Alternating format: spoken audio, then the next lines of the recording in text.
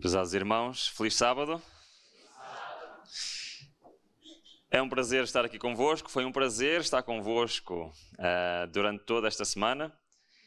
E eu queria agradecer o convite que me foi feito para estar aqui convosco ao longo desta semana. Foi muito bom conhecer-vos, foi muito bom estar aqui. Tenho certeza que fiz aqui alguns amigos para a eternidade. Tá bom? Eu queria agradecer... Permitam-me agradecer em alguém particular, está bem? Porque, não sei se sabem, mas eu ao longo desta semana tive um Uber particular. Foi ali o meu amigo Fernando, não é? Todos os dias andou comigo para trás, para a frente, levou a almoçar, levou a jantar. Bom, foi muito bem tratado. Muito obrigado a todos por esta semana. E eu, antes de começar o sermão de hoje, preciso confessar alguma coisa aos irmãos, está bem? Pode ser? A gente só se confessa a Deus, não é? Mas eu preciso partilhar convosco alguma coisa. Desde o sábado passado, que eu estou a lutar com o Senhor por causa do sermão deste sábado. Ok? Obrigado. E todos os dias o Senhor mandou-me uma mensagem, mas só ontem é que me convenceu. Eu sou difícil de convencer. Então, o que aconteceu? Eu tinha planeado falar sobre os 144 mil, e é o que vamos falar. Ia-vos apresentar todas as características dos 144 mil, vermos o que é que elas querem dizer. Acho que é um estudo muito, muito interessante. Mas, desde sábado, que algo me dizia, precisas também de falar sobre este assunto. E eu dizia, não pode ser, porque não dá tempo para falar disso tudo. Então, no domingo à noite, alguém aqui desta igreja veio ter comigo e disse assim: Irmão Ruben, se você precisar um pouco mais de tempo para a sua mensagem, não se preocupe, esteja à vontade. E eu fui para casa e ignorei. Na segunda-feira, sabem o que aconteceu? Alguém desta igreja veio ter comigo e disse assim: Pastor, se você precisar um bocadinho mais de tempo para a sua mensagem, não se preocupe. E sabem o que aconteceu na quarta-feira? A mesma coisa. E sabem o que aconteceu na quinta-feira? A mesma coisa. E ontem alguém que está aqui veio ter comigo e disse assim: Pastor, amanhã é sábado. Não se preocupe com o tempo. Se precisar de mais um pouquinho, esteja à vontade. E eu disse assim: bom, vai ter que ser, não é? Por isso é provável que hoje demore um bocadinho mais, está bem? Mas eu quero vos dizer que é contra a minha vontade. E eu não queria, mas o Senhor obrigou. E eu tenho a certeza que a parte que o Senhor pediu para acrescentar, tenho a certeza absoluta que há alguém hoje que precisa de ouvir essa mensagem. Ok? Bom, vamos lá então estudar juntos. Os 144 mil. A primeira coisa que eu vos vou dizer é que eu não vou falar se este número é simbólico ou literal, está bem? Primeiro porque eu tenho a minha opinião pessoal, mas é só a minha opinião pessoal. E segundo porque não interessa quantos é que eles são. Interessa é quem eles são e se eu posso fazer parte deles ou não. Pode ser? Sim? Muito bem. Então, 144 mil. Não sei se vocês repararam, mas nós baseámos muito ao longo desta semana no capítulo 7 do Apocalipse, no capítulo 13 e 14 do Apocalipse, certo? Todos os eventos finais estão baseados nestas leis dominicais que estão precisamente nestes capítulos. Mas sabem quem está mais no capítulo 7 e no capítulo 14 de Apocalipse? Sabem quem? Os 144 mil. Muito bem. Então, eles fazem parte da história dos eventos finais. Eles são parte importante e fundamental nesta história. E nós temos as armas do inimigo, que é resumido numa palavra que é Babilónia, mas por outro lado nós temos, desculpem-me dizer assim, a tropa da elite de Deus. Aqueles que vão aceitar fazer parte do exército de Deus, mesmo na altura mais difícil da história da humanidade. E se esta mensagem era importante há muitos anos atrás, hoje esta mensagem é mais importante. Quem são os 144 mil? Quais são as suas características? E mais importante, como é que eu posso fazer parte deles? Nós vimos várias leis dominicais, certo? Lembram-se? Vimos também que irá haver um evento que vai transformar a igreja militante na igreja triunfante. Esse evento chama-se a sacudidura. E depois, então, vai começar a pregação do Evangelho em todo o mundo. O alto clamor, as 3 mensagens angélicas. Foi o que nós vimos, certo? E eu disse a vocês, não sei se se lembram, que estas pessoas que vão cumprir esta missão, Apocalipse chama-as de 144 mil. Então vamos ver o que é que a Bíblia diz sobre este grupo.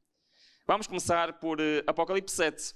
No sábado passado começámos por Apocalipse 7, 1 e 2 e 3. E agora vamos continuar de onde começámos no sábado passado e vamos ler o 3 e o 4.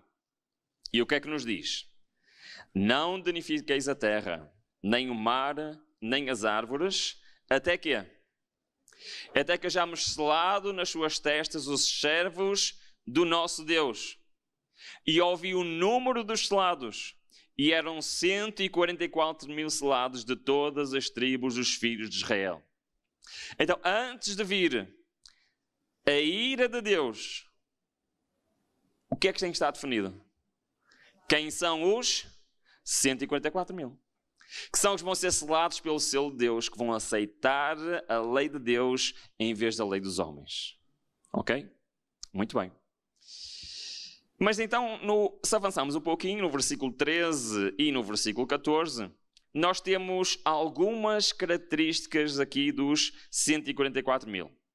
Diz o seguinte no versículo 13: E um dos anciões me falou, dizendo: Estes que estão vestidos de vestes brancas, quem são e de onde vieram? E eu disse: Senhor, tu sabes. E ele disse-me: Estes são os que vieram da grande tribulação e lavaram as suas vestes e as branquearam no sangue do Cordeiro. Continua o texto e diz-nos... Não, vamos parar aqui um bocadinho. Então, o que é que nós já vimos até aqui?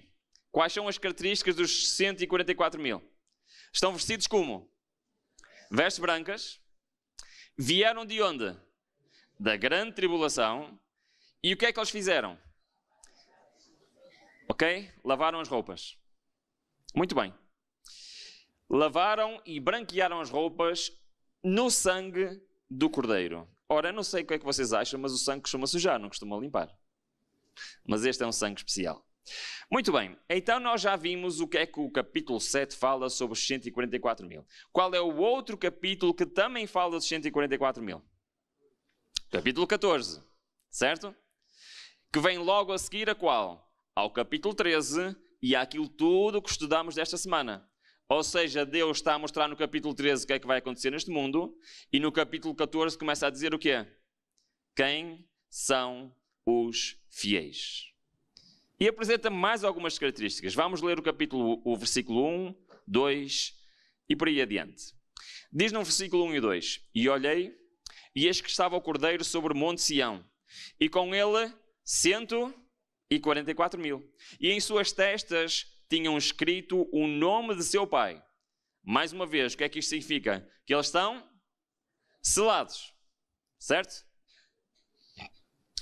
E ouvi uma voz do céu, com a voz de muitas águas e com a voz do grande trovão, e ouvi a voz de arpistas que tocavam com as suas harpas e cantavam um cântico novo diante do trono e diante dos 4 animais e dos anciãos.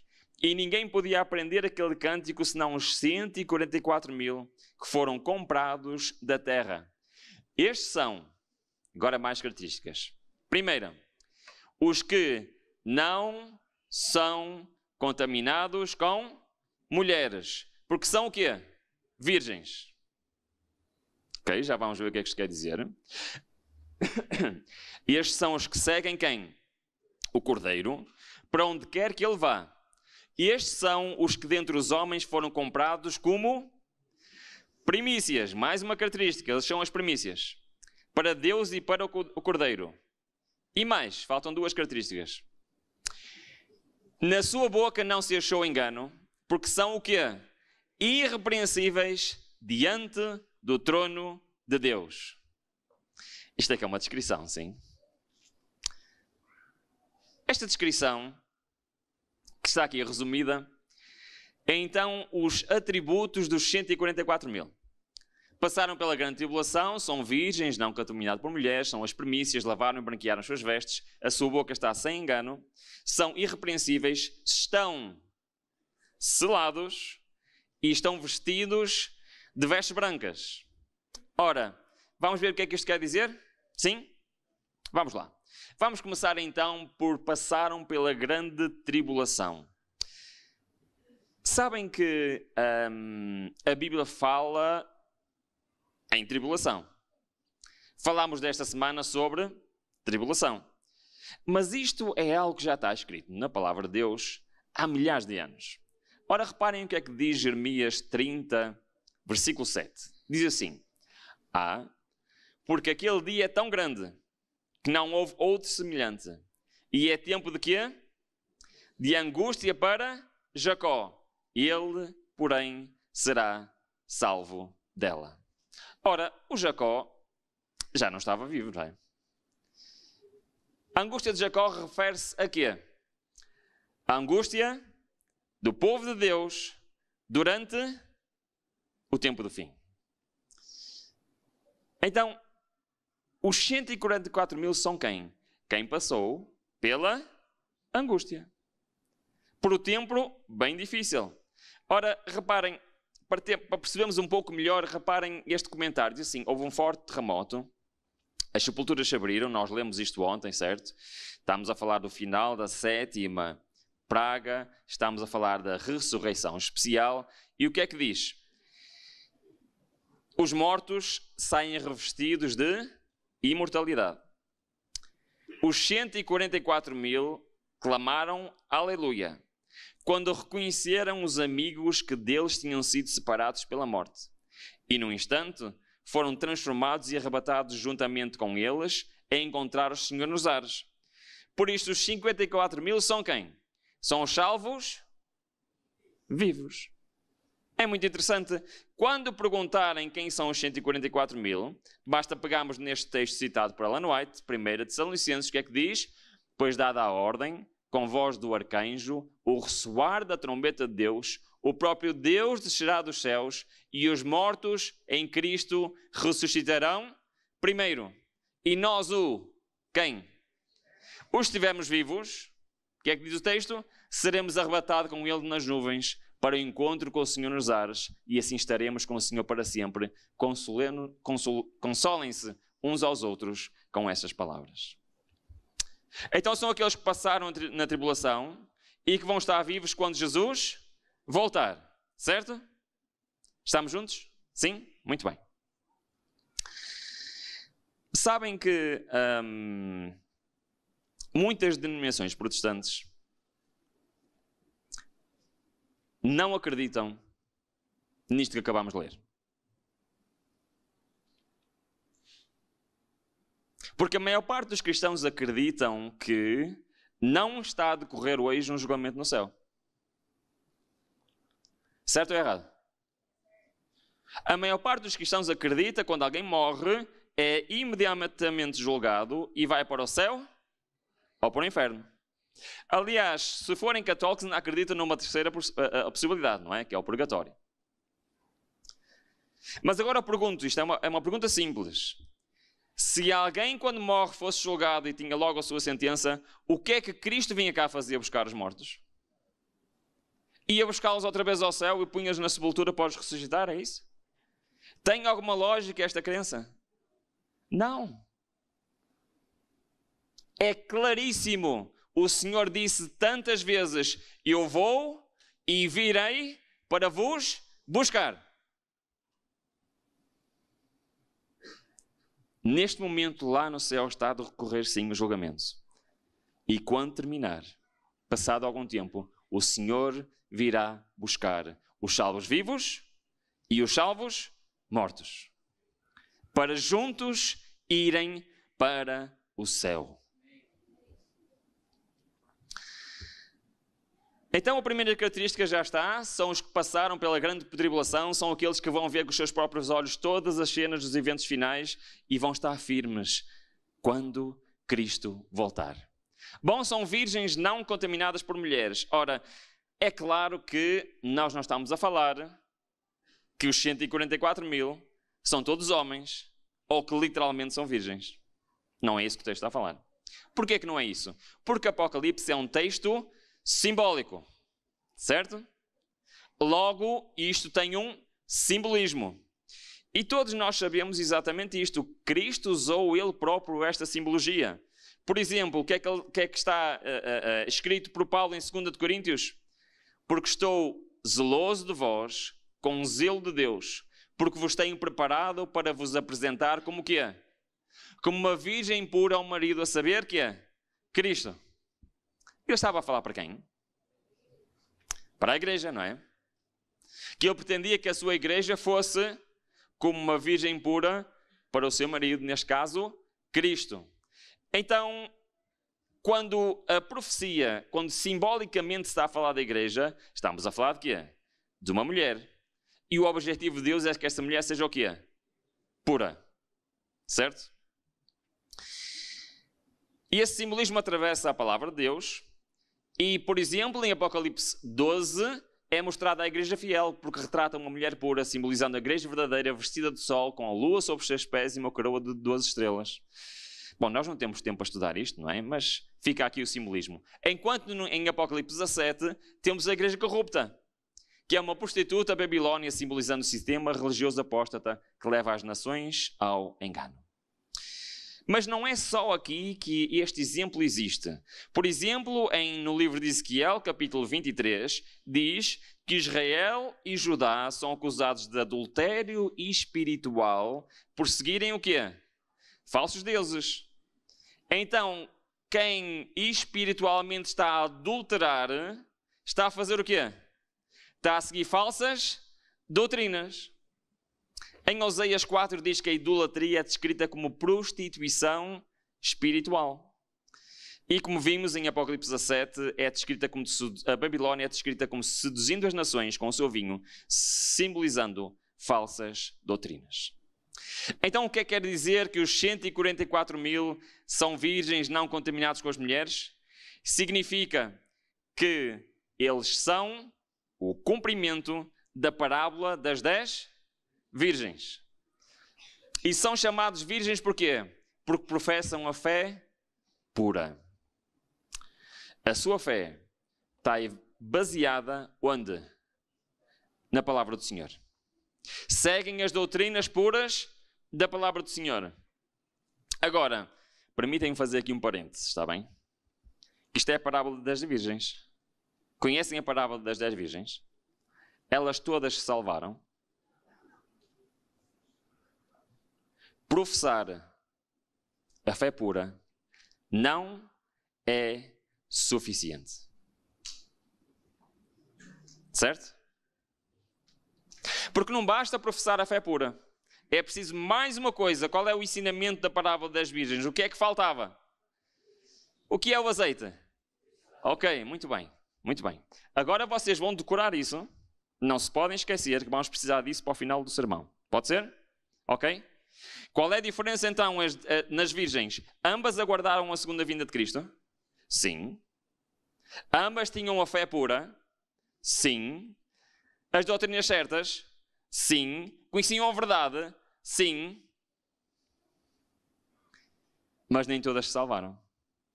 Porque faltava? Não se esquecem disso? Certo? Muito bem, vamos avançar. Então isto é o que significa virgens não contaminadas por mulheres. Professam a fé pura. Primícias. O que é que eram as primícias então? Agora vocês têm que me explicar. O que é que vocês conhecem de primícias? O que era isso? Primeiros frutos, muito bem. O que é que eram os primeiros frutos? Os primeiros frutos que a terra dava era para quem? Era para Deus, muito bem. Era isso mesmo. Então, em Êxodo 23 diz assim: as primícias dos primeiros frutos da tua terra trará à casa do Senhor teu Deus. E em Levítico 23 diz assim: fala aos filhos de Israel e diz: quando houverem entrado na terra que vos hei de dar, e fizeres a sua colheita, então trareis o molho das primícias da vossa cega ao sacerdote, e ele moverá o molho perante o Senhor, para que sejais aceitos. No dia seguinte, ao sábado, o sacerdote o moverá. Ok, então era isto que se fazia com as primícias. Então, porquê que os 144.000 são as primícias? Vamos ao significado. As primícias eram dedicadas a Deus como santas, representando o quê? Toda a colheita que viria depois. Eles eram um símbolo de fidelidade e prioridade de Deus na vida do povo. Então os 144.000 são o quê? São um grupo especial que foi o quê? Separado para Deus no tempo do fim. Tem lógica ou não? Era exatamente o que acontecia com as primícias. Eles representam a colheita inicial do povo de Deus antes da segunda vinda. Eles representam todos os salvos, mas são um grupo especial. Têm um papel exclusivo na proclamação da mensagem final ao mundo e são um exemplo de total consagração e fidelidade, refletindo o caráter de... Mas, Ruben, como é que tu sabes isso? Como é que tu sabes que eles são um símbolo de consagração, refletir o caráter de Cristo? Porque Jeremias 2 diz o seguinte em relação às primícias. Reparem bem. Lembro-me de ti, da piedade da tua mocidade e do amor do teu noivado, quando me seguias no deserto, numa terra que não se semeava. Então Israel era o quê? Era o quê? Santo. E o que é que diz a seguir para o Senhor? Era santidade para o Senhor. E o quê? Primícias. Exatamente, as primícias é algo que é separado para ser o que é perante o Senhor? Santo. Tá bom? Estamos juntos ainda? Sim? Vamos lá. Lavaram e branquearam as suas vestes. Bom, este penso que é simples, não é? Ali a referência do texto está mal, não é Jeremias 2:3, mas eu vou ler na mesma. Mas se andamos na luz, com ele na luz está, temos comunhão uns com os outros e o sangue de Jesus Cristo, seu Filho, nos purifica de quê? Todo o pecado. Então o que é que quer dizer lavar as vestes? Significa o quê? Ser purificado. Muito bem. Ser purificado significa o quê? Ser perdoado. É isso ou não? Muito bem. Ser perdoados como? Pelo sangue de Cristo. Qual é o evento que permite o perdão dos pecados?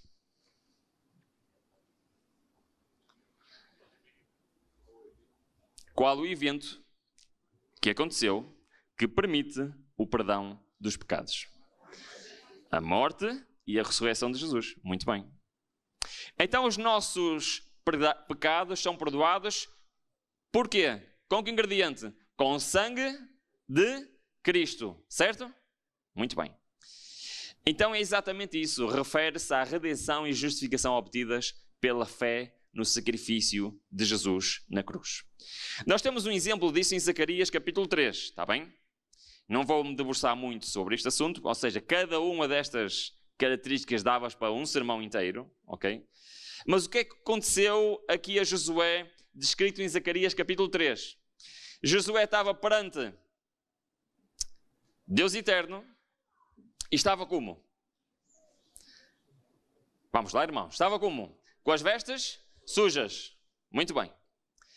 Então respondeu aos que estavam diante dele, dizendo: tirai-lhe estas vestes sujas.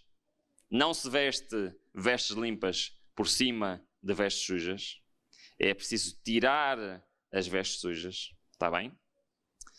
E Josué disse: eis que tenho feito... Desculpem. E a Josué disse: eis que tenho feito com que passe o quê?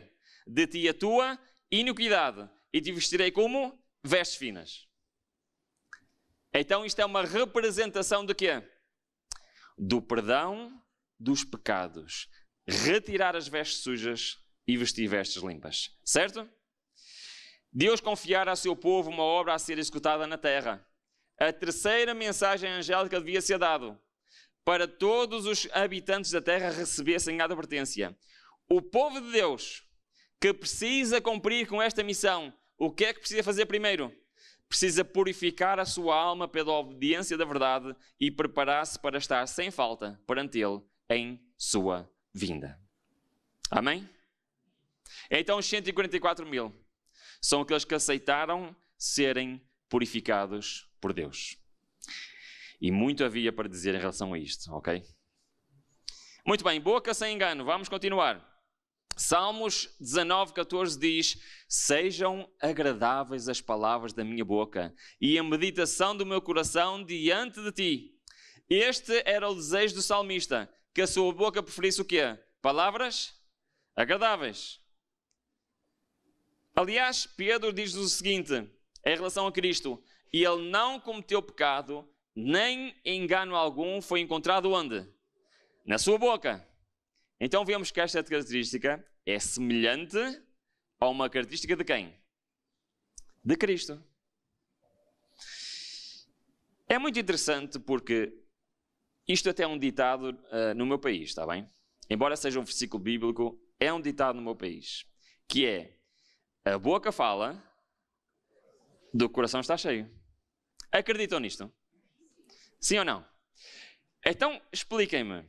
Se eles têm a boca sem engano, como é que tem que estar lá o coração deles? Muito bem. Então, e se nós somos transformados pela contemplação, por aquilo que nós vemos e aquilo que nós ouvimos, o que é que acham que os 144 mil têm de fazer para terem uma boca sem engano? É interessante, não é? Vamos ler. Os que desejam ter a sabedoria que vem de Deus devem tornar-se nécios e ignorantes no pecaminoso conhecimento deste século. Prestem muita atenção a este texto. Para serem sábios. Devem fazer o quê? Devem fechar os olhos para não verem nem aprenderem o mal. Devem fechar os ouvidos para que não ouçam o que é mau, nem obtenham o conhecimento que é. Que lhes mancharia o que é? A pureza de pensamento e de ação. Devem guardar a língua para que não profiram palavras corruptas e o engano se encontre na sua boca. Então, para a boca não ter engano, o que é que nós temos que fazer?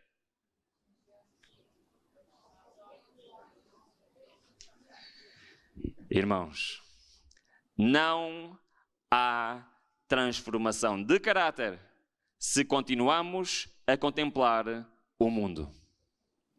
Não existe. Estamos enganados. Eu posso estar 50 anos no banco desta igreja e ter o caráter exatamente igual do primeiro dia que eu entrei. Sabem porquê? Porque eu estou aqui, mas passo a maior parte do meu tempo a contemplar o mundo lá fora. Então, se eu continuo a ver as coisas deste mundo, a ouvir as coisas deste mundo, podem estar tranquilos. Satanás não está minimamente preocupado. Porque ele sabe que é impossível Deus transformar o coração daquele que contempla o mundo. Isto é muito sério, irmãos. Porque nós já não vivemos em altura para brincarmos às religiões. Já não vivemos. Nós vivemos na altura de tomar decisões. Decisões para a eternidade. E os 144 mil, antes destas coisas aconteceram, decidiram desligar-se do mundo e ligar-se a Deus. Nós não podemos esperar ser adventistas ao 7º dia. Desculpem. Nós temos de ser adventistas do 7º dia. Todos os dias. E se eu acho que basta estar aqui sentado, eu estou enganado. Sabem porquê? As virgens loucas também achavam. E é certo que aqui é o sítio certo para se estar, é verdade. Mas não basta isso. É preciso tomar a decisão hoje de deixar de contemplar o mundo e passar a contemplar a Cristo. Amém? Bocas sem engano. Mas também então o quê? Irrepreensíveis. Isto é algo que aparece muitas vezes na palavra de Deus. Reparem em Efésios, onde diz assim como nos acolheu nele antes da fundação do mundo para sermos santos e irrepreensíveis perante ele em amor. Em Colossenses diz para vos apresentar perante ele santos, inculpáveis e irrepreensíveis, se é que permaneceis na fé. Novamente em Efésios capítulo 5, para vos apresentar diante dele santos, inculpáveis e irrepreensíveis. O apóstolo Paulo insiste um bocadinho nisto, não existe? É verdade. Irrepreensíveis no original grego, a palavra é amomos, que significa sem mácula, sem defeito, sem culpa. E o que é estar sem culpa? É ter sido o quê? Lavado. Ter sido perdoado. É verdade que nós neste mundo não podemos deixar de ser pecadores. Nós somos pecadores, certo? Mas podemos ser perdoados dos nossos pecados, amém? E Deus é fiel e justo para perdoar quantos dos nossos pecados? É isso que diz a vossa Bíblia? Não diz 50%? Só alguns? 99%? Não. Cristo é fiel e justo para perdoar o que é? Todos os nossos pecados. Amém? Não importa qual é o meu passado. Não importa o que é que eu fiz ou deixei de fazer. Não importa quão bom ou mau foi o meu passado. Uma coisa eu sei, as promessas de Deus não falham. E Ele promete o quê? Que pode perdoar quantos nossos pecados? Todos. Deus é fiel e justo para perdoar os nossos pecados. Amém? E os 144 mil aceitaram o perdão de Deus. Estamos quase a terminar esta parte, não é? E eu olho para o relógio. Não sei como é que isto vai correr, mas vamos tentar. Muito bem. Selados. Nós já vimos ao longo desta semana. Em Ezequiel, capítulo 9, fala em selamento. Eu não falei durante a semana deste texto, mas hoje vamos falar dele. Diz o seguinte: e disse o Senhor, passa pelo meio da cidade, pelo meio de Jerusalém, e marca com um sinal as testas dos homens que suspiram e gemem por causa de todas as abominações que se cometem no meio dela. Mas a todo homem que tiver o sinal, não vos chegueis, e começai pelo meu... Bom, nós já vimos isto. O que é selamento começar pelo santuário de Deus? Quer dizer que lá em cima o julgamento vai começar por quem? É exatamente o que nós vimos ontem, certo? Já estava escrito em Ezequiel há milhares de anos atrás. Mas tem aqui um pormenor que nós não vimos durante a semana. Qual é o pormenor? É que antes de começar o selamento, antes de começar o juízo dos vivos, como é que diz Ezequiel que o povo do Senhor vai estar a viver? Já repararam bem o que é que diz o texto? Diz o seguinte, diz o quê? Passa pelo meio de Jerusalém, pela casa de Deus, e o que é que vais encontrar? Homens que suspiram, que gemem, por causa das abominações que se cometem onde? No povo de Deus. Perceberam ou preciso explicar? Pois é. Antes da sacudidura, existem homens e mulheres do Senhor que gemem por causa do que se passa onde? Dentro da igreja. Mas nós vimos que pela graça do Senhor, o Senhor vai peneirar a sua igreja. E quem ficará? Quem ficará? Não me assuste, irmão. Os fiéis ao Senhor. Amém? Então eles fazem parte exatamente deste grupo.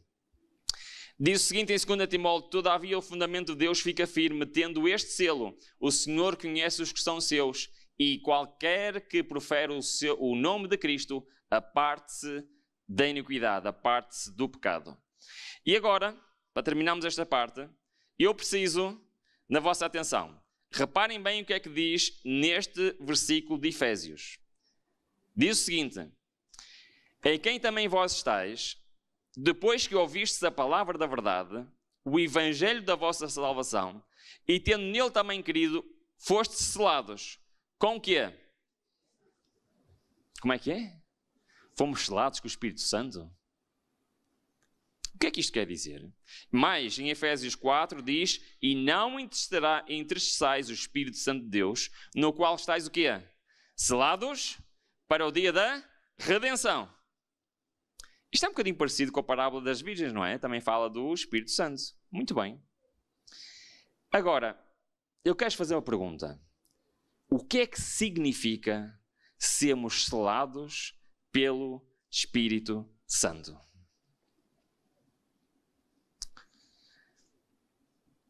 Lembra-se o que é que eu pedi ao bocado para vocês memorizarem?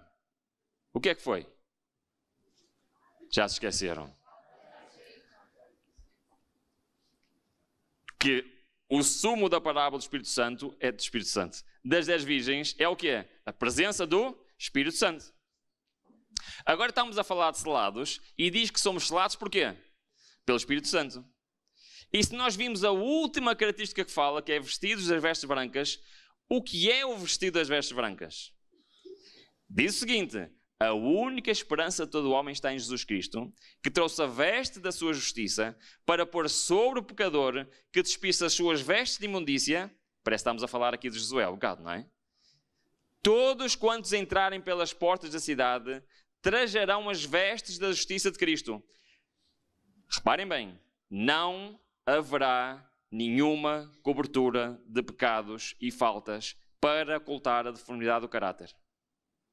Não há tapagem de pecados. Tem que haver o quê? Purificação. Veste alguma será meio lavado, mas todas serão o quê? Puras e imaculadas. Muito bem.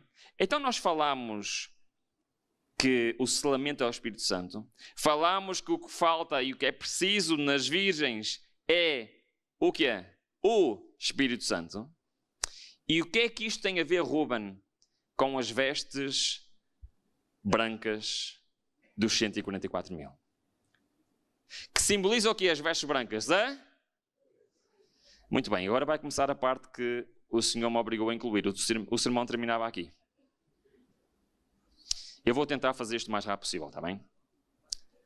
Mas eu acho que talvez o Senhor ache que isto seja importante demais para nós não nos focarmos neste assunto. O que é a justiça de Cristo? Primeiro vamos ver o que é a justiça, pode ser? Nós temos um problema na nossa língua. É que esta palavra, justiça de Cristo, não... Vou dizer de outra maneira. O tradutor da Bíblia original para o inglês, quando estava a estudar e a traduzir a palavra de Deus, chegou à parte em que ele viu a justiça de Cristo. E então o que é que ele fez? Como no inglês não havia uma palavra que traduzisse corretamente, sabem o que é que ele fez? Literalmente inventou uma palavra nova. Essa palavra é bem difícil de dizer em inglês, chama-se righteousness. Righteousness, quando o inglês fala justiça de Cristo, ele diz the righteousness of Christ. E traduzida à letra para português, righteousness, sabem como é que nós traduziríamos isto? Algo como o fazer o que é certo. Ok?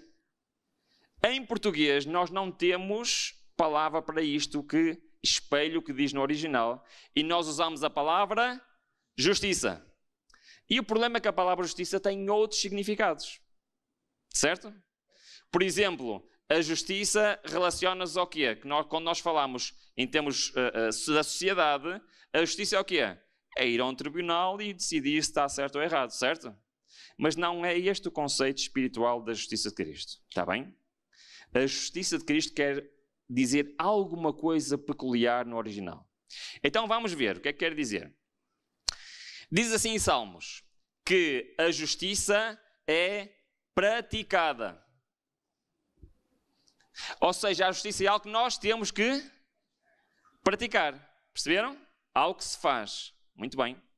E quem pratica é chamado de quê? Justo. Mas não é justo na medida que é uma pessoa que não é injusta. Não é esse o sentido. É outro sentido. Vamos ver. E continua. Em Ezequiel 33 diz assim: aquele que praticar iniquidade... Eu vou ler tudo. Quando eu disser ao justo, certamente viverá, e ele confiando em quê? Na sua justiça, praticar o quê? A iniquidade. Então, além da justiça de Cristo, também existe o quê? A minha justiça, certo? E elas lutam uma com a outra. E se eu confiar na minha justiça, o que é que eu vou fazer? Pecar. A prática da iniquidade é o pecado, certo? Até aqui, estamos juntos? Sim? Ok. Então vamos continuar. Nenhuma das suas obras de justiça será lembrada, mas na sua iniquidade que praticou, nessa morrerá. Quando o justo se aparta da sua justiça, praticando a iniquidade, morrerá nela. Então, se eu me afasto da justiça de Cristo e confio na minha justiça, o que é que eu vou fazer? Pecar. Certo? Então, o contrário da justiça de Cristo é o quê? A prática do pecado. Então, se o contrário da justiça de Cristo é a prática do pecado, o que é a justiça de Cristo? Vamos ler? Contudo dizeis, porque não levará o filho a iniquidade do pai? Ora, se o filho proceder com retidão e justiça, faz o quê? Guardar todos os meus estatutos e os cumprir, certamente viverá. Mas se o ímpio se converter a todos os seus pecados que cometeu e guardar todos os meus mandamentos e estatutos e proceder com retidão e justiça, certamente viverá, não morrerá. Então não sei se vocês perceberam. A minha justiça leva-me à prática do quê? Isto significa que a justiça de Cristo é o quê? Obediência. Perceberam, sim ou não?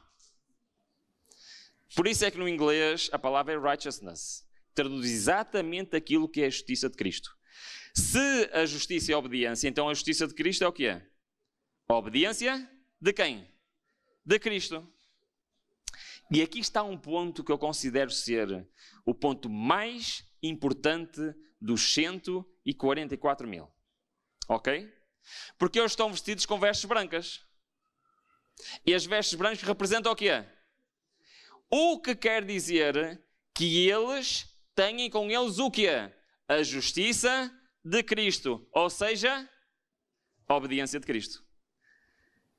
Está a ficar complicado ou nem por isso? Até aqui está? Ok, estamos prontos para a segunda fase, então. Agora vamos abrir as nossas Bíblias em Mateus capítulo 19.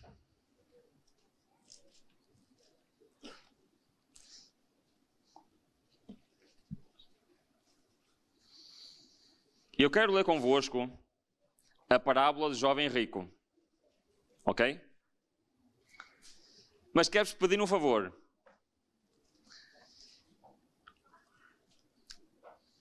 Eu quero que vocês prestem bem atenção o que é que se passa neste texto. Porque nós não vamos falar da riqueza.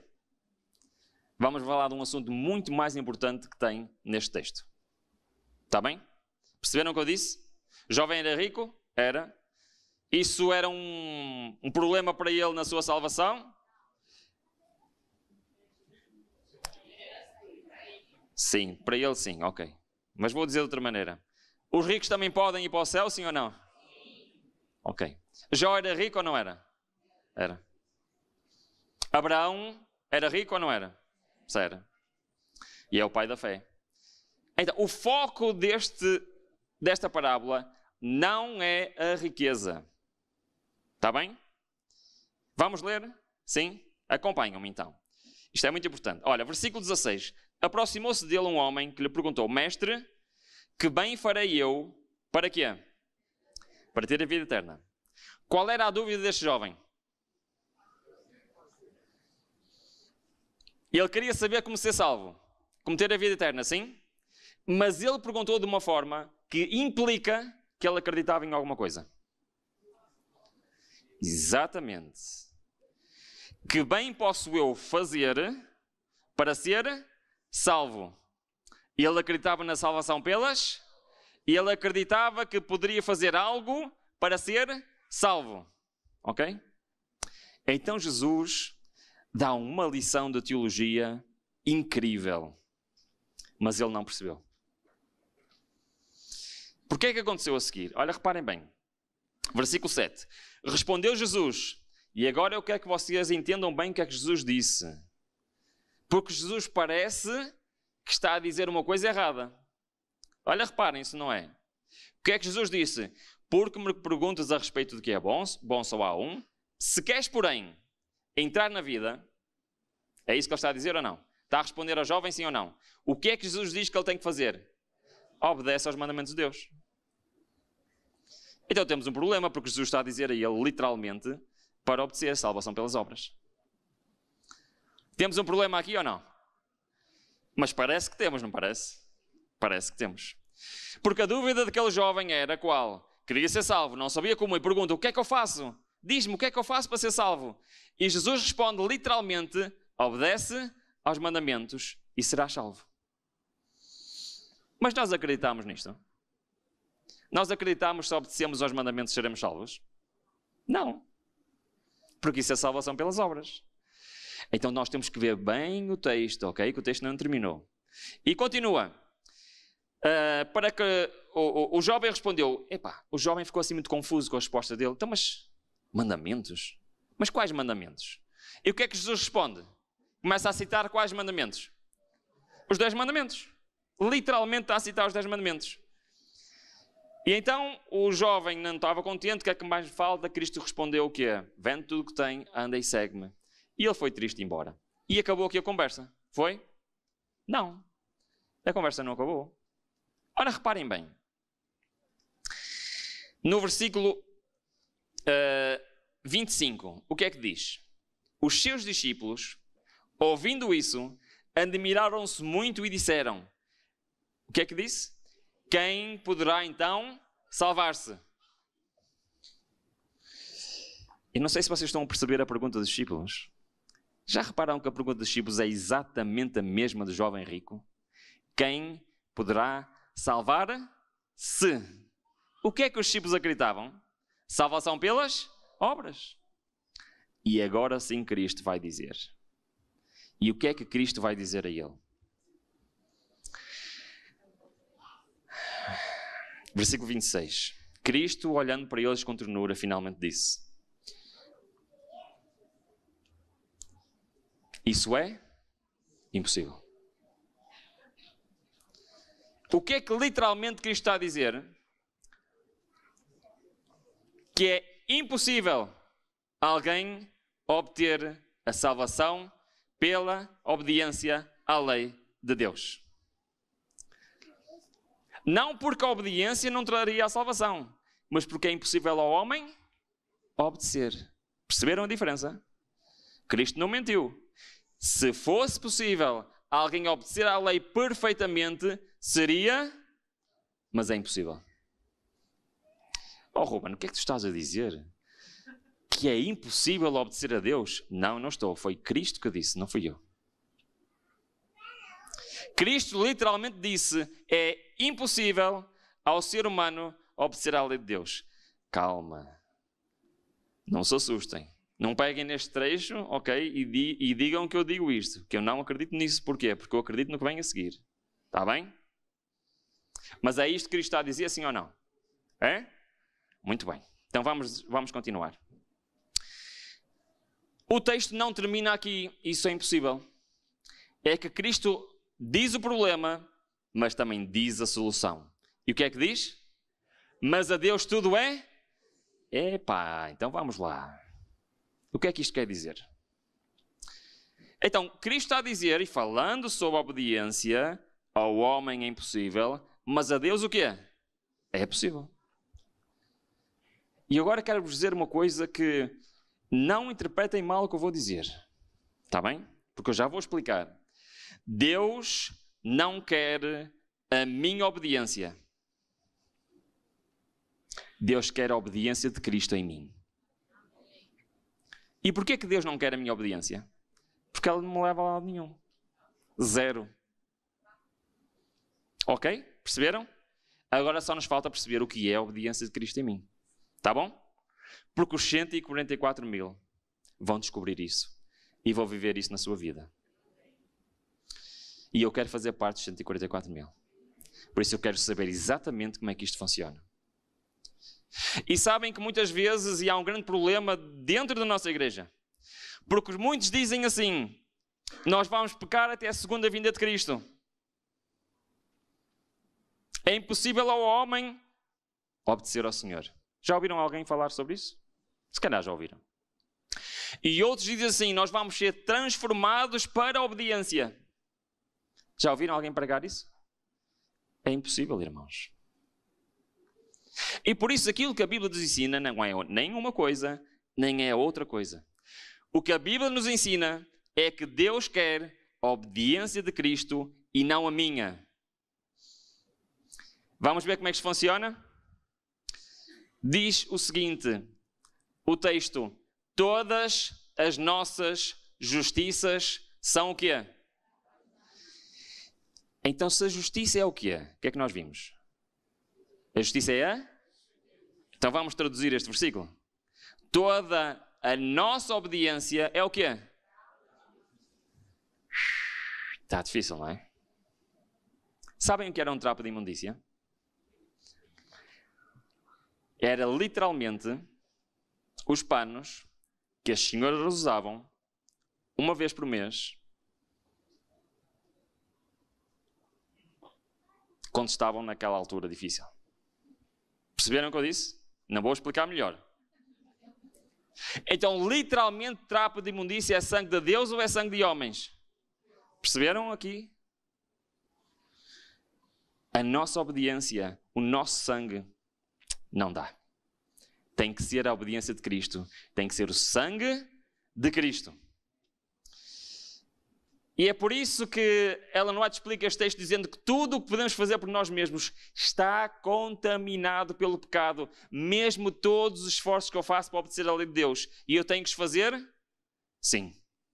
Eu tenho que fazer esforço? Sim. Porque apesar da minha obediência não me dar a salvação, ela permite Deus agir na minha vida. Porque a minha obediência está a dizer ao Senhor o quê? E eu realmente quero. Eu não consigo, mas eu quero. Por isso, se eu não faço a minha parte, lamento. Mas Deus não pode fazer a dele. E por isso esta mensagem da justiça de Cristo não é uma mensagem que nos isenta da nossa parte. Ok? Mas apenas diz, a tua parte não chega. Tá bom? Sim? E por isso é que Laodiceia é o jovem rico. Sabiam que Laodiceia é o jovem rico? É. Nós somos o jovem rico. Porque muitas vezes nós achamos que podemos fazer algo para sermos salvos. E é por isso que o apóstolo Paulo chama disto o mistério do Evangelho. O que é um mistério? É algo que está oculto. O Evangelho tem um mistério. E Deus anda a tentar ensinar isto ao homem há milhares de anos. E continua à espera. Mas os 144 mil vão descobrir o mistério do Evangelho. Alguém sabe qual é o mistério do Evangelho? O próprio Paulo diz que o mistério do Evangelho é Cristo em vós. A esperança da glória. Sabem o que é glorificar a Deus? Sabem o que é glorificar a Deus? É obedecer. Eu posso fazer, mas Cristo em mim pode. Por isso é que Paulo dizia, já não sou mais que eu vivo, Cristo vive em mim. Paulo percebeu exatamente o que é que isto quer dizer. Porquê? Porque ele diz que todo homem perfeito em Cristo, isto é uma descrição dos 144 mil, sim ou não? Foi o que nós vimos, eles eram irrepreensíveis perante o Senhor, sim ou não? E o que é que diz que todo homem perfeito em Cristo, o que é que ele faz? Ele obedece? O que é que diz o texto? Para isto também trabalho segundo a sua eficácia. Que é? Que opera em mim poderosamente. Então quem é que fazia as obras na vida de Paulo? Era ele? Não, não era ele. Era Cristo que fazia as obras nele. E nós andamos aqui a achar que nós vamos conseguir. Não, nós somos jovem rico. E diz mais, já lá em Isaías, a herança dos servos do Senhor é o quê? A justiça que de mim procede, diz o Senhor. É isto que o Senhor anda a tentar dar ao ser humano há tantos anos. Para que possamos dizer como Paulo, Senhor, Tu nos darás a paz, porque Tu és o que fizeste em nós todas as nossas obras. E eu quero fazer uma pergunta. Se não for eu a fazer as obras, for Cristo a fazer as obras, elas serão obras aceites por Deus? São obras plenas ou não? É isto que nós precisamos. De sorte, meus amados, que de algum modo sempre obedecestes, não como a minha presença somente, mas muito mais agora na minha ausência. Efetuai para a vossa salvação com temor e tremor. Porque quê? O que é que diz, irmãos? Porque Deus é o que opera em vós, tanto o querer como efetuar. Todos os dias eu reclamo esta promessa para mim na minha vida. O meu sonho é este, irmãos. Eu já tive muitos sonhos na minha vida. Mas eu cheguei a uma fase na minha vida que o meu sonho é que isto seja uma realidade na minha vida. Que seja o Senhor a fazer o que é em mim, tanto o querer como o efetuar. Ou seja, não só que a minha vontade seja igual à dele, mas possa ser ele a agir em mim.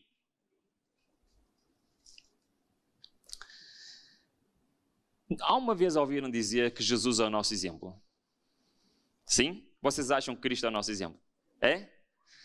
Muito bem, então vamos todos viver para Jerusalém, não é? Para Cafarnaum.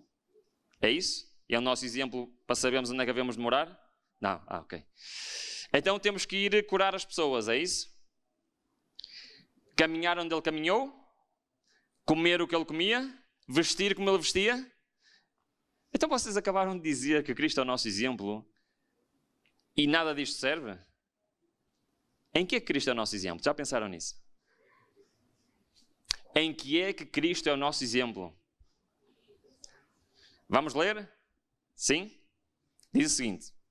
Cristo a falar. Eu não posso de mim mesmo fazer coisa alguma. Incrível, não é? O Deus encarnado está a dizer o quê? Eu, ser humano, o que é que eu posso fazer? Nada. Como ouço, assim julgo, o meu juízo é justo, porque não procuro fazer a minha vontade, mas quem? A vontade de quem me? Oh, Rubem, mas tu tens a certeza no que estás a dizer? Rubem, Jesus está a dizer que ele de si próprio não pode fazer nada. Diz Jesus, quando tiveres levantado o Filho do Homem, então conhecereis que eu sou e que nada faço de mim mesmo, mas como o Pai me ensinou, assim falo, e aquele que me enviou está com quem? Está comigo. Não me tem deixado só, porque faço sempre o que é do seu agrado. E agora há o último exemplo de Cristo. Há tanto tempo que estou convosco que ainda não me conheces, Filipe. Quem me viu a mim, viu o Pai. Como dizes tu, mostra-me o Pai. Não credes que eu estou no Pai e que o Pai está em mim? Agora é muito forte. As palavras que eu vos digo, não digo por mim mesmo, mas o Pai que permanece em mim é quem faz as suas obras. Então, como é que Cristo é o nosso exemplo? Nós temos de viver como Ele viveu. Ter a noção que eu não posso fazer nada. Sou um miserável, um triste, um cego e um nu. E sem Cristo, eu estou irremediavelmente perdido. Mesmo que pertença ao povo de Deus. E assim como Cristo, todas as obras que Ele fazia, não era Ele que fazia, era o Pai que permanecia nele que as fazia. Como nós podemos pensar que somos mais do que Cristo? Então como é que Cristo resolvia isto? Como é que Cristo resolvia a sua incapacidade? Como é que Ele resolvia? O que é que Ele fazia todos os dias? Ele buscava desesperadamente o Pai, porque Ele sabia que dependia dele totalmente. E nós miseráveis pecadores, quantas vezes temos coragem de sair de casa sem nos consagrar ao Senhor?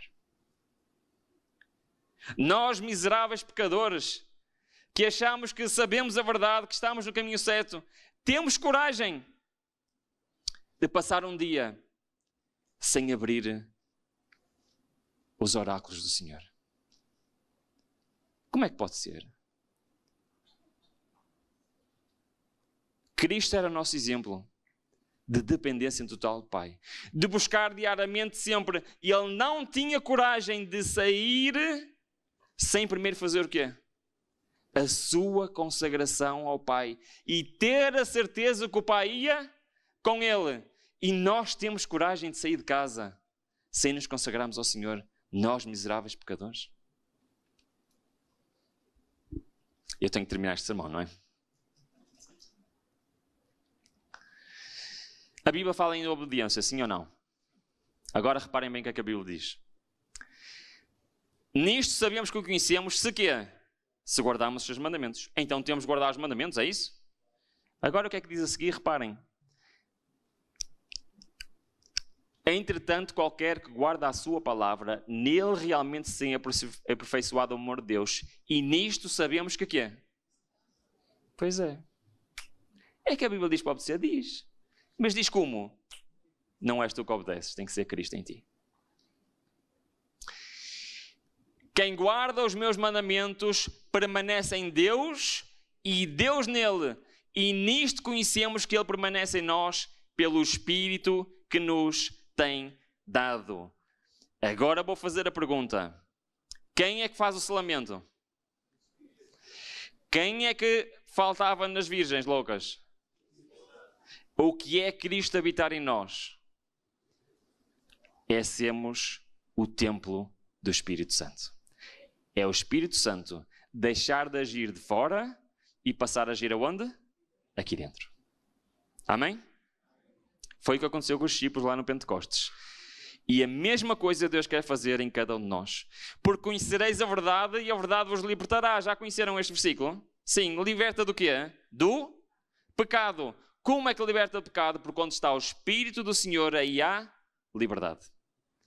Não há liberdade do pecado sem Cristo em nós pela ação do Espírito Santo.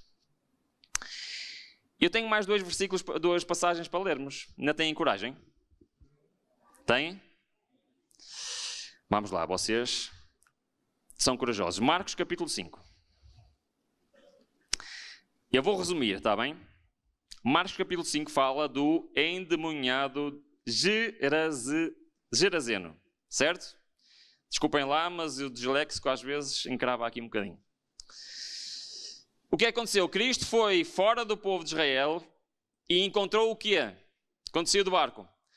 Alguém que estava possuído por um espírito imundo. Agora quero fazer uma pergunta. O que é que este homem fazia? Onde é que ele morava? No cemitério. É um sítio agradável para morar, não é? Mas o que é que ele fazia?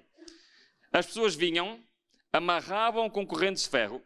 E o que é que ele fazia às correntes de ferro? Desfazia tudo. Andava pelos montes a gritar, certo?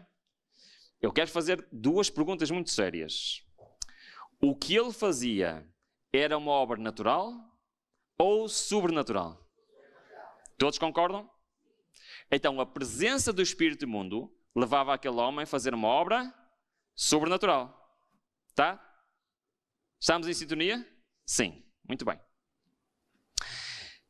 Então, eu quero vos dizer que isto é uma contrafação do que Cristo quer fazer conosco. Porque eu quero fazer uma pergunta, o que estamos a estudar. Cristo quer que sejamos possuídos pelo Espírito Santo, sim ou não? Para fazer uma obra natural ou sobrenatural? Agora a pergunta que eu vos vou fazer. A obediência é uma obra natural ao ser humano ou sobrenatural? Perceberam? Isto é contrafação do que Deus quer fazer em nós. E Ele quer que nós sejamos possuídos pelo Espírito Santo para fazer o quê? Uma obra sobrenatural, porque a obediência não é uma obra natural. Por isso é que o apóstolo Pedro diz que nós temos de ser participantes de quê? Da natureza divina. É a única forma de obedecermos ao Senhor. A verdade deve estar estampada no coração, deve dirigir o espírito e regular as afeições. Todo o caráter deve ser estampado com a expressão divina. Cada jota e tilde da palavra de Deus deve ser introduzido na vida diária. Aquele que se torna participante da natureza divina, ou seja, aquele que, quem é que habita lá? O Espírito Santo. Estará em harmonia com o grande padrão da justiça de Deus. Sua santa lei.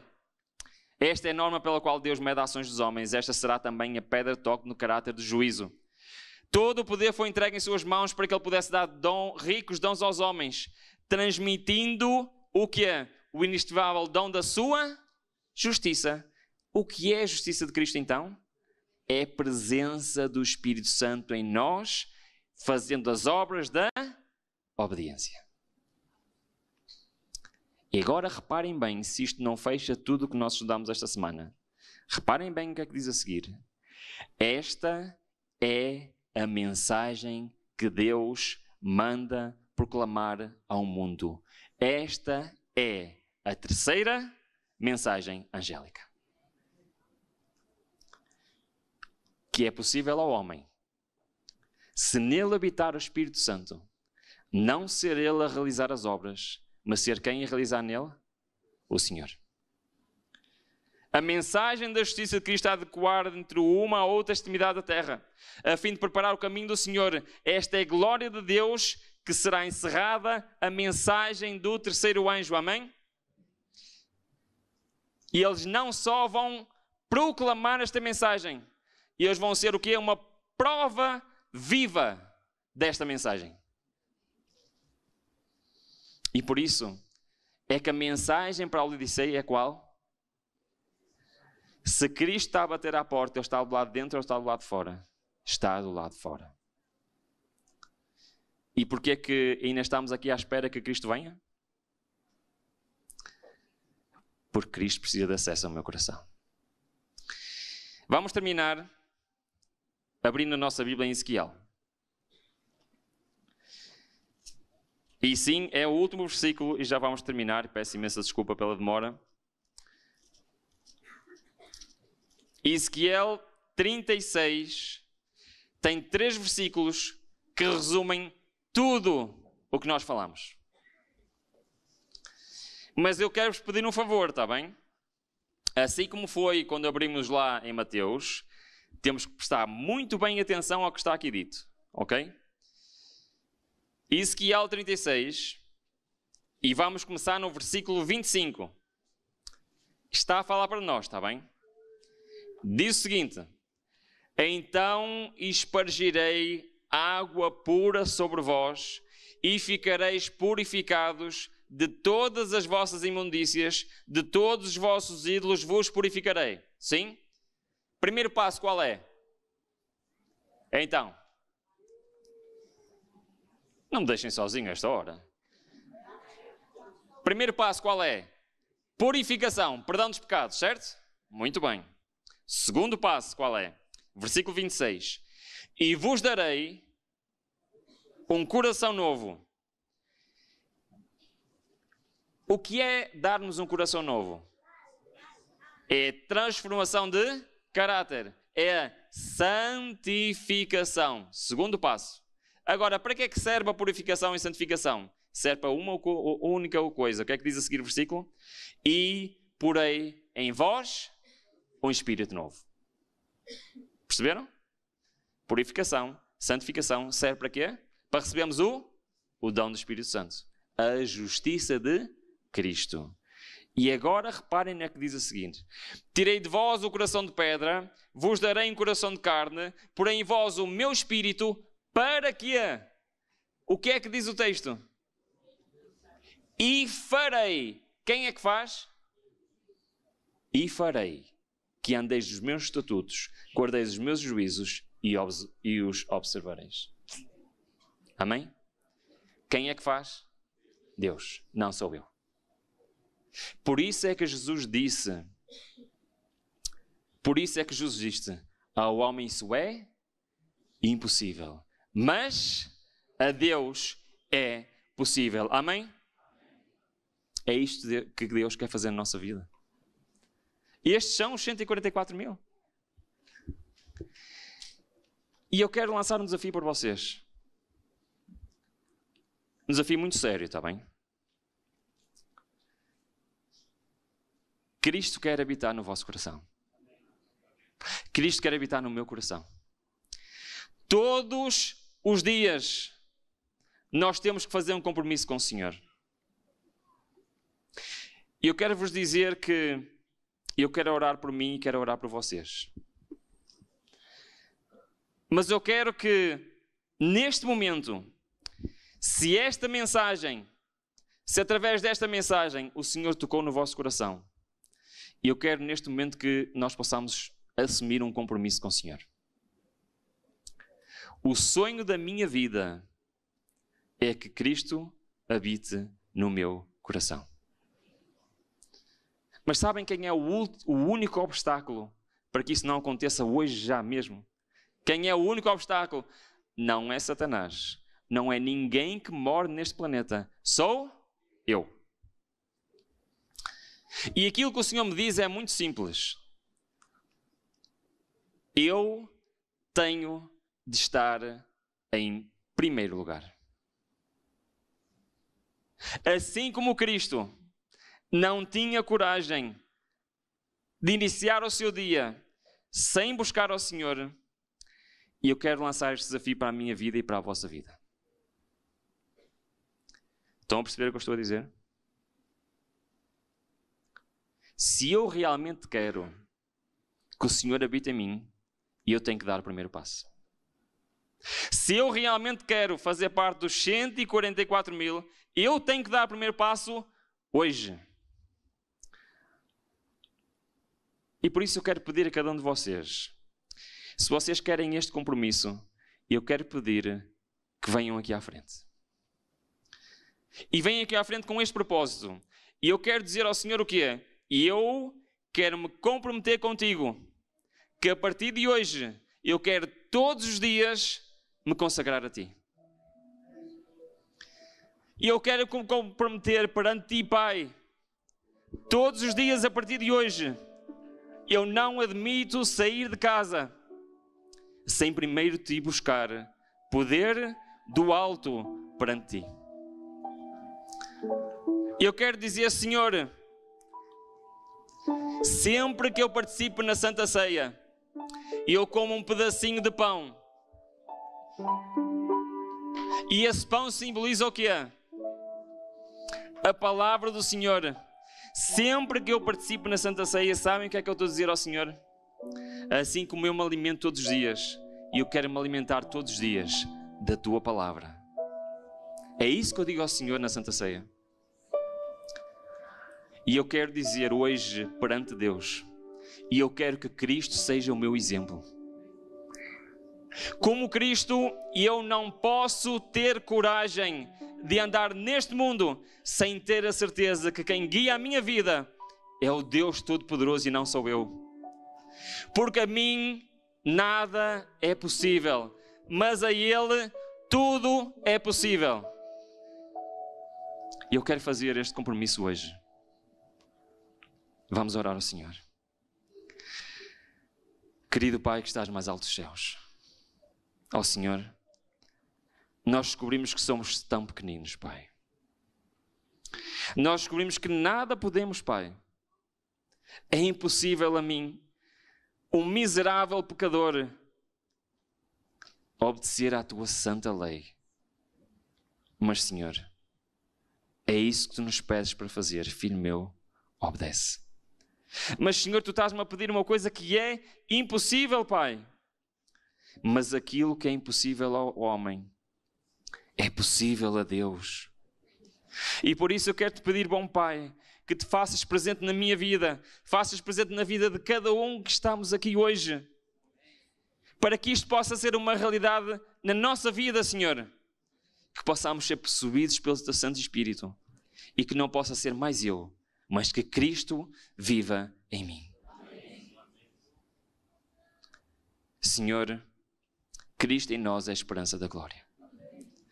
Porque só Tu, em nós, podes obedecer à Tua santa lei. E, Senhor, é verdade que a este mundo se aproximam dias difíceis, mas também é verdade que Tu venceste o mundo. E Tu queres que nós façamos parte da Tua obra para vencer o mundo, Senhor. Pai, habita em nós. Não nos deixes, Senhor, ter coragem de sair de casa sem Te buscar primeiro a Ti. Sem dobrarmos os nossos joelhos, bom Pai, e pedir ao Deus eterno que dirija todos os planos para aquele dia, para que se cumprem ou deixem de cumprir de acordo com a Tua vontade. E que durante o dia Tu possas dirigir a nossa boca, os nossos pensamentos, as nossas ações, e que não sejamos nós, mas sejas Tu em nós. Quero-te pedir por estes meus irmãos aqui, que juntos estão a assumir este compromisso contigo. Nós estamos a assumir este compromisso contigo, Pai, porque acreditamos que Tu és o único caminho para a salvação. E por isso tudo isto pedimos. Não porque tenhamos qualquer mérito de nós próprios, mas pelos méritos de Cristo, nosso Salvador. Amém. Que o Senhor nos abençoe.